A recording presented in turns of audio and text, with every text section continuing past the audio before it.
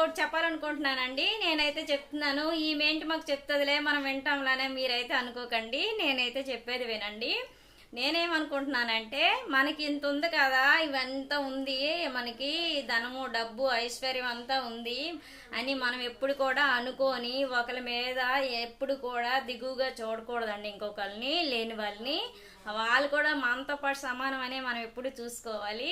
అలాంటప్పుడే భగవంతుడు అన్నాడు అనమాట, మనకు కూడా పర్వాలేదులే, ఈమె కూడా వీళ్ళతో మంచిగా వీళ్ళతో సమానంగా చూసుకుంటుంది అని చెప్పేసి భగవంతుడు కూడా మనకి ఇంకా మరి కొంచెం దీవిస్తాడు.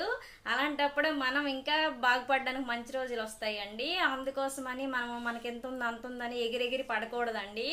ఎంత ఉన్నా సరే లేనట్లుగే మనం ఉండాలండి. ఎప్పుడు ఎలాగైతే ఉన్నామో అలాగే ఉండాలి. మధ్యలో కలిగింది కదా అనేసి ఇంకొకలాగా మనం ప్రవర్తన అయితే చేయకూడదు. అందుకోసం అయితే నేనైతే మీకైతే